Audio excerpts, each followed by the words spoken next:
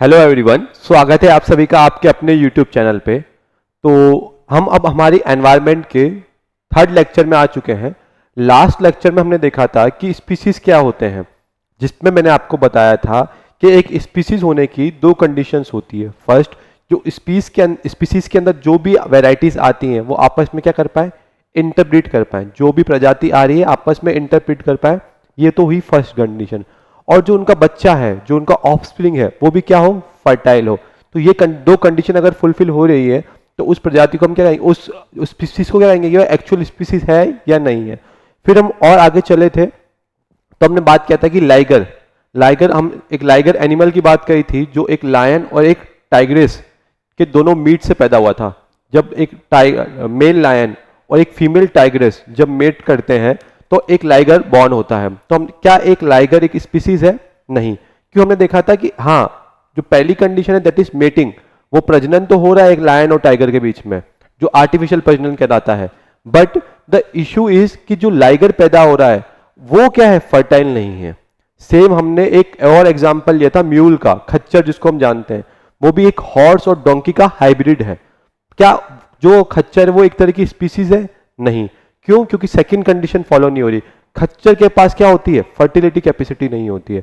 तो ये हमने सब देखा था कि कैसे वो दो कंडीशन से हम स्पीसीज को डिफाइन कर सकते हैं कि ये एक्चुअल स्पीस है, ये ट्रू स्पीस है या नहीं है। आज हम उसी लेक्चर्स को आगे बढ़ाते हैं और आज हम देखने वाले हैं टाइप्स ऑफ स्पीसीज, जिसमें आज हम बात करेंगे हमारे सबसे पहले स्पीसीज जिसका नाम होता है कीस्टोन स्पीसीज। क्या नाम है? Keystone species. अगर मैं इन स्पीसीज की बात करूं तो इनके बारे में ये कहा जाता है कि they are less in number पर लार्जर द इम्पैक्ट। इनकी संख्याएं कम होती है बट जो इनका पर्यावरण पे इम्पैक्ट है वो काफी ज्यादा होता है। कैसे होता है, क्या होता है, एक अलग स्टोरी है। चलो स्टोरी की ही फॉर्म में समझते हैं कि कैसे कीस्टोन स्पीसीज जो है वो काफी इंपॉर्टेंट होते हैं एक इकोसिस्टम के लिए। बेसिक एग्जांपल लेते हैं। मैं बात करूंगा हमारे येलोस्टोन नेशनल पार्क, जो कहां स्थित है, हमारे यूएसए के अंदर है। तो येलोस्टोन नेशनल पार्क एक अच्छी टूरिज्म साइट है, बहुत ज्यादा टूरिस्ट वहां पे आते हैं। वो साइट हाईली बायोडाइवर्सिटी है, जैव विविधता वहां पे ज्यादा है। बट क्या हुआ, एक समय बाद क्या देखा, जो वहां की ट्राइबल पॉपुलेशन थी, वहां के वुल्फ भेड़ियों का शिकार करने लग गई, जिससे भेड़िए क्या हो गए, उस इकोसिस्टम से हट गए। अब जैसे ही भेड़िए वहां से हट गए तो वहां की जो जैव विविधता थी वो खत्म होने लग गई, बायोडाइवर्सिटी कम होने लग गई। जो वो येलोस्टोन नेशनल पार्क था जिसमें इतने हरे भरे जंगल थे, वो जंगल कम होने लग गए। जो वहां पे बड़ी बड़ी ग्रासेस थी वो ग्रासेस कम होने लग गई। तो मालूम चला कि क्या हो रहा है, कैसा हो रहा है।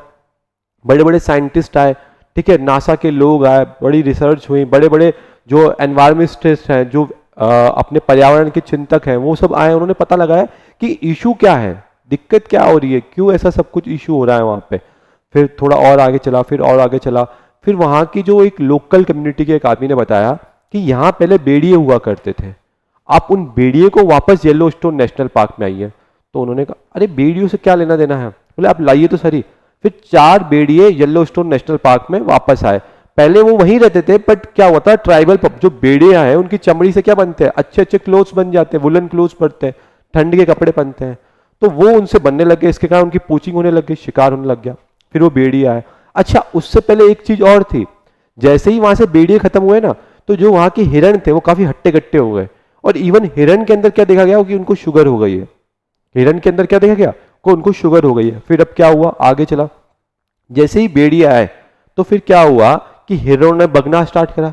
हिरण एक जगह से दूसरी जगह चलने लग गए। पहले क्या हो रहा था, जब वहां भेड़िए नहीं है, उस कंडीशन चलते हैं जब भेड़िए नहीं है वहां पे, जब भेड़िए नहीं है वहां पे तो हिरण क्या करती है, हिरण को भागना नहीं पड़ रहा। क्यों? क्योंकि कोई प्रीडिएटर नहीं है, कोई शिकारी नहीं है, तो उसको वहीं पे अपनी क्या मिल रही है, खाने की पूर्ति मिल रही है, इसलिए घासेस लंबी नहीं हो पा रही। जैसे ही घासेस लंबी होती हिरण खा लेती। अब हिरण भाग नहीं रही, कोई फिजिकल एक्सरसाइज नहीं करी, तो उसको शुगर भी हो रहा है। जैसे ही वहां पे अपने वुल्फ आए, भेड़िए आए, तो हिरणों ने भागना स्टार्ट किया। जैसे ही उन्होंने भागना स्टार्ट किया तो क्या हुआ, जो उनके अंदर शुगर का इशू आ रहा था वो खत्म हो गया, फर्स्ट थिंग। सेकंड चीज, उन्होंने भागना स्टार्ट किया तो घासों को भी क्या हो गया, टाइम मिला ग्रासेस को उगने का, तो घासें उगने लग गई वहां पे, ठीक है। और धीरे धीरे देखा गया कि क्या हो गया, पूरा जो जंगल था वो क्या हो गया, एक हेल्दी जंगल बन गया। तो इसलिए यहां पे माना क्या गया कि जो एक वुल्फ है, जो भेड़िया है, वो एक तरह की क्या है, कीस्टोन स्पीसीज है। कुछ ही भेड़ियों को वहां लेके आए, उससे क्या हो गया, पूरा इकोसिस्टम प्रभावित हो गया। समझे? मतलब भेड़िया एक कीस्टोन स्पीसीज है जो नंबर में तो कम है, पर उसका इंपैक्ट बहुत ज्यादा है। If you save a Bhediya, you save the Yellowstone national park. ठीक है, तो ये होता है पूरा एक कंसेप्ट कीस्टोन स्पीसीज का। अब इसको थोड़ा और पढ़ लेते हैं। तो सबसे पहला क्या है, जो कीस्टोन स्पीसीज है ये क्या होता है, लार्जर इन नंबर होते हैं, इनकी संख्या ज्यादा होती है, डिसप्रपोर्शनल लार्ज, सॉरी ये संख्या में बहुत कम होते हैं, इनकी संख्या क्या होती है, बहुत कम होती है, बट जो इनका इंपैक्ट है, इनका प्रभाव है, वो क्या होता है, जनरली ज्यादा होता है। तो keystone species are that species that disproportionately large impact, उनका लार्ज इंपैक्ट है पूरे इकोसिस्टम में, पूरे फॉरेस्ट पे, बट उनकी संख्या क्या है, कम है। कौन कौन से कीस्टोन स्पीसीज आते हैं, जो टॉप लेवल के प्रीडिएटर्स होते हैं, शिकारी होते हैं, जैसे टाइगर, जैसे लायन, जैसे अपने वुल्फ, जैसे पोलर बियर, ये सारे जो होते हैं ना, जो टॉप लेवल के शिकारी होते हैं, जो टॉप लेवल, अगर अपन ने इकोलॉजिकल पिरामिड पढ़ा है जिसमें हम पढ़ते हैं इकोलॉजिकल पिरामिड्स ऑफ नंबर, तो नंबर के अंदर हम सबसे ऊपर पढ़ते हैं प्रीडिएटर्स, टॉप लेवल के प्रीडिएटर्स, जैसे लायन, जैसे टाइगर, जैसे वुल्फ, ये लोग क्या होते हैं, उच्च दर्जे के शिकारी होते हैं। उच्च दर्जे के शिकारी होने के कारण क्या होते हैं, ये नंबर में तो कम है, पर इनका इंपैक्ट क्या है, ज्यादा देखा जाता है। इफ दे आर रिमूव्ड, अगर वो रिमूव हो जाते हैं, जो पूरा इकोसिस्टम है वो क्या हो जाता है, डैमेज हो जाता है। देखा ना, वुल्फ जैसे ही वहां से हटे तो वो जो येलोस्टोन नेशनल पार्क, जो इतना हरा भरा पार्क था, वो क्या बन गया, बंजर बन गया। ठीक है, if this species is remove, the entire structure and balance of ecosystem are collapse, may collapse.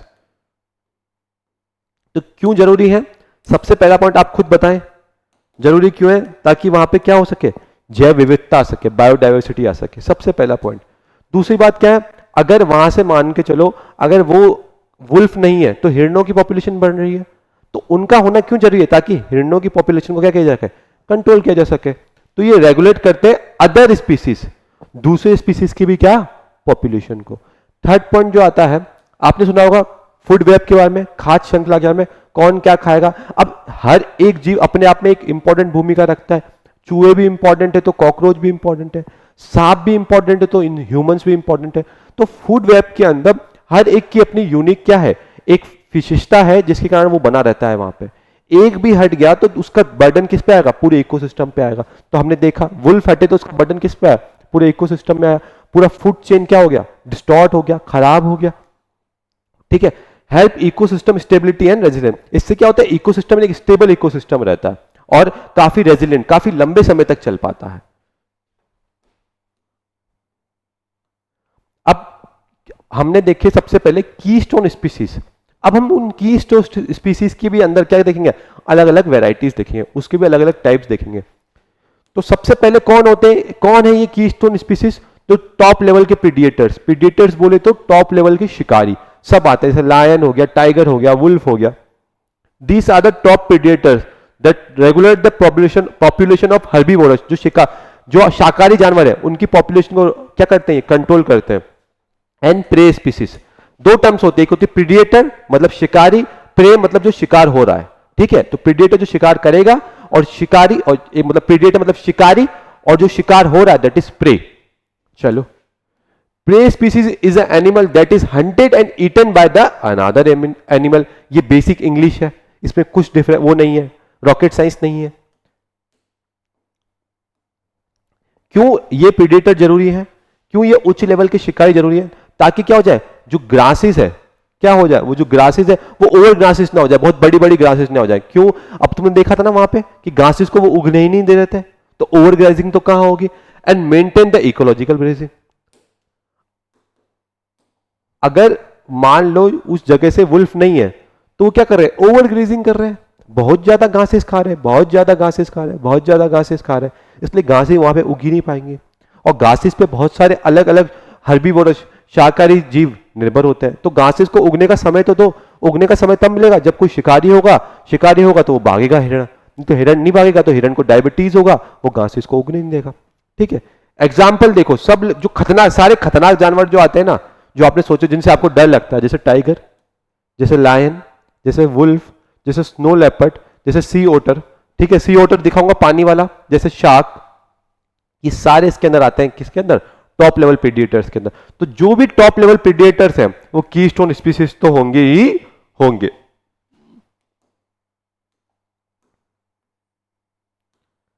एक एग्जाम्पल लेते हैं, इंडिया का एग्जाम्पल ले लेते हैं।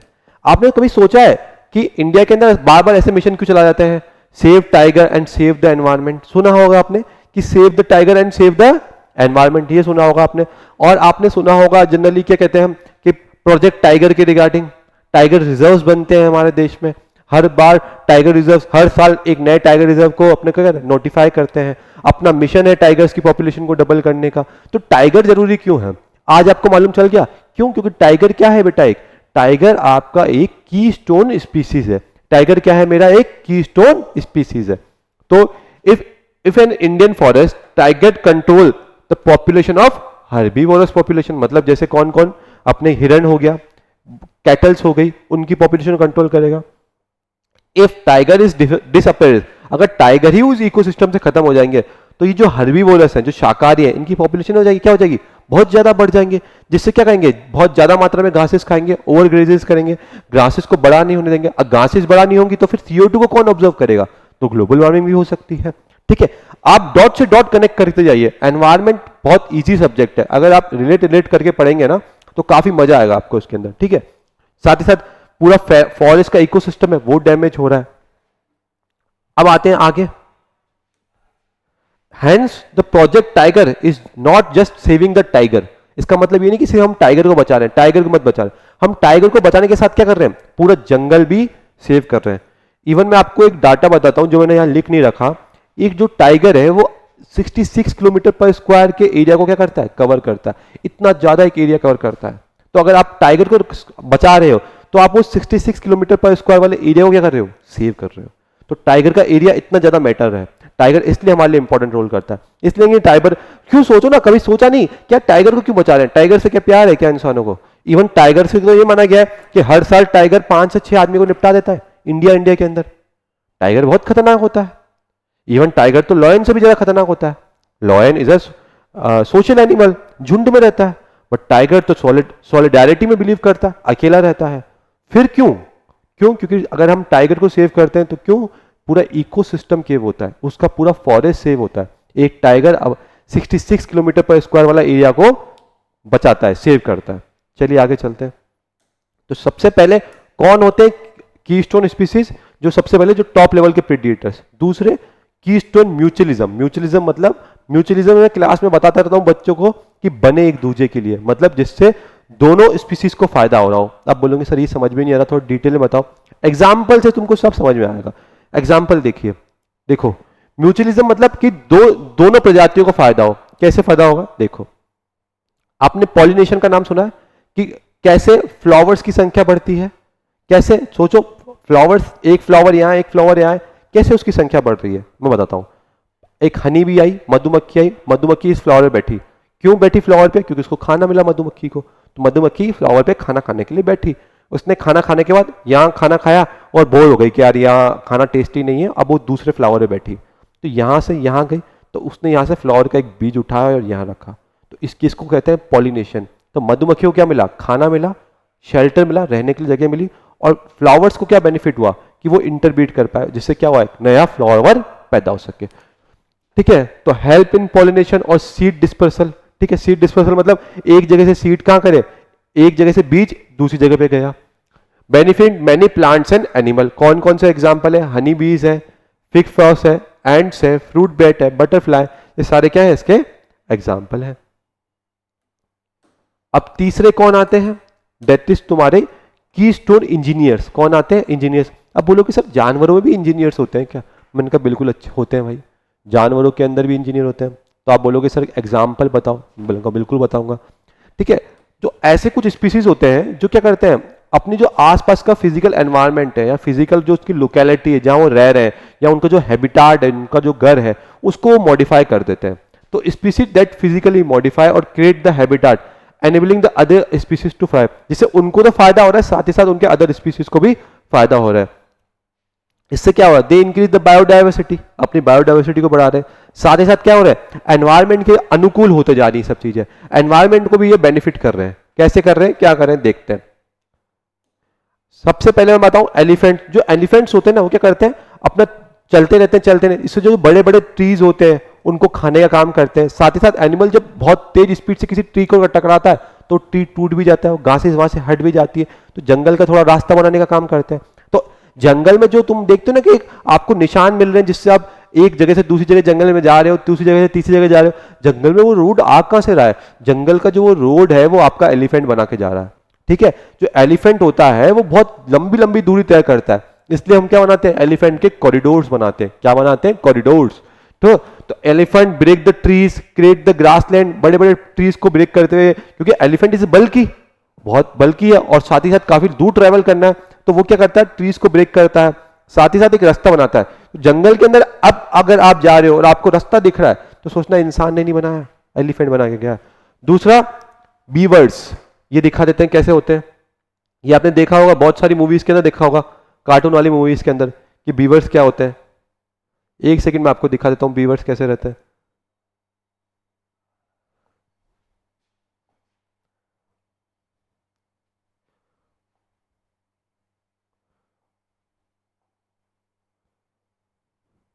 ये देखा होगा बीवर्स, अमेजोन रेन फॉरेस्ट के अंदर, क्या आपने देखा होगा? ये डैम बना देते हैं पानी के बीच में, क्या बना देते हैं? डैम बनाते हैं। बताओ, डैम का हम क्या सोचते हैं कि इंसान ही डैम बनाता होगा, इंसान ही पानी का फ्लो बढ़ता होगा। ये डैम बनाते हैं और वहां पे रहते हैं। ठीक है, तो बीवर्स भी क्या हो? एक तरह के इकोलॉजिकल इंजीनियर्स है। अगर ये इंजीनियर्स है तो ये क्या है? एक तरह के कीस्टोन स्पीसीज है। अभी हम क्या देख रहे हैं? हम देख रहे हैं कीस्टोन स्पीसीज के अंदर कौन कौन सी क्या विशेषताएं, कैसे कैसे स्पीसीज आते हैं उनके। ठीक है, एक ट्री आता है जिसका नाम क्या है? Wild durian tree. क्या आता है? Wild durian tree. कहां पाया जाता है ये बच्चों? ये हमारे वेस्टर्न घाट्स में पाया जाता है। वेस्टर्न घाट्स कहां है? हमारे वेस्ट में सर। वेस्टर्न कोट्स के थोड़ा इस तरफ आएंगे तो हमको वेस्टर्न घाट मिल जाएगा। पता है बच्चों को? ये तो नहीं पता है ना बच्चों?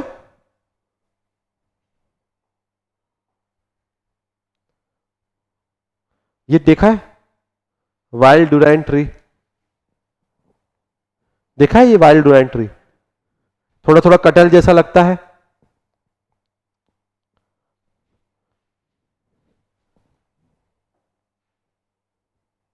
ये क्या है? Wild durian tree. कहां पाया जाता है ये? ये पाया जाता है हमारे वेस्टर्न घाट्स में।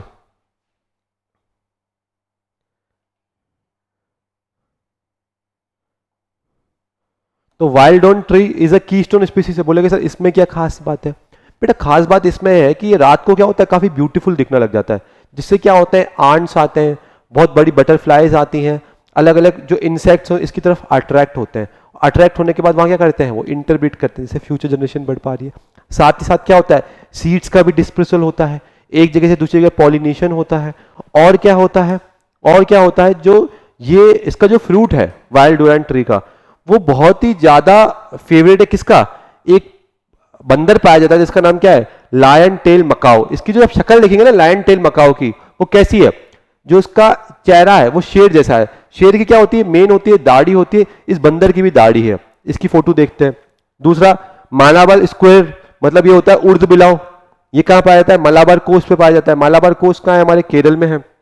नीलगिरी लंगूर वो भी है ना, इसको खाता है। तो ये फ्रूट क्यों जरूरी है? दोनों चीजों के लिए। वो इंसेक्ट्स को भी बेनिफिट कर रहा है, ठीक है, वो बटरफ्लाई इन सबको भी बेनिफिट कर रहा है, ठीक है, मतलब मोस्ट जो ऑर्थोपोडा के अंदर आते हैं उनको भी बेनिफिट कर रहा है। साथ ही बेनिफिट किसको कर रहा है? हमारे लायन टेल मकाओ को। क्या है? जो एक तरह की एंडेंजर्ड स्पीड है, इनकी संख्याएं बहुत कम बची है, 70-80 ही बची है। अभी दिखा देता हूं कैसा होता है ये।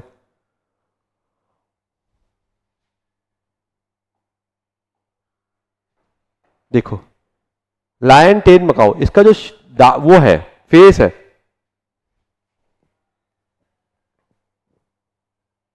इसका जो फेस है उस पर कैसे दाढ़ी है ना शेर की, तो इसलिए इसको बोलते हैं लायन टेल मकाओ। कहां पाया जाता है? वेस्टर्न घाट्स में पाया जाता है। एंडेंजर्ड स्पीसीज है। एंडेंजर्ड स्पीसीज के साथ क्या है? एंडेमिक स्पीसीज है। एंडेमिक मतलब जो सिर्फ और सिर्फ एक ही जगह पाए जाते हैं, मतलब सिर्फ और सिर्फ एक ही कंट्री में पाए जाते हैं। ये सिर्फ भारत देश में पाया जाता है, काफी इंपॉर्टेंट है। और इसका खाना क्या है? Wild durian tree. सोचो कितना इंपॉर्टेंट हो गया वो ट्री। ये अपने आप में कम संख्या में बचे हैं, सिर्फ भारत में पाए जाते हैं, और इनका खाना क्या है? तुम्हारा वाइल्ड डुराइन ट्री। इसलिए वाइल्ड डुराइन ट्री क्या हो गया? तुम्हारा कीस्टोन स्पीसीज हो गया। स्पीसीज में सिर्फ ये मत सोचना कि जानवर ही आते हैं, स्पीसीज के अंदर प्लांट्स भी आते हैं, ग्रासेस भी आती हैं, इवन सब एक हम तो ये मानते हैं कि जो माइक्रो ऑर्गेनिज्म होते हैं, सूक्ष्म जीवी भी किसके अंदर आते हैं, उसके अंदर आते हैं। ठीक है, तो यहां हमारा खत्म होता है कीस्टोन स्पीसीज। नेक्स्ट क्लास में हम इंडिकेटर स्पीसीज पढ़ेंगे, साथ ही साथ हम पढ़ेंगे इन्वेजन एलियन स्पीसीज।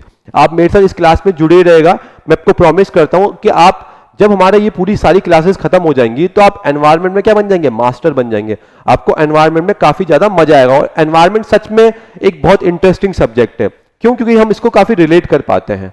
ठीक है, ऐसा नहीं मैं पढ़ाता हूं इसलिए बोल रहा हूं आपको, सिंपल सा रीजन है कि एनवायरनमेंट काफी हेल्दी सब्जेक्ट है। हेल्दी सब्जेक्ट मतलब आपकी ब्रेन को रिफ्रेश करता है। ठीक है, तो चलिए मिलते हैं अब हम हमारी अगली क्लास में। Thank you so much.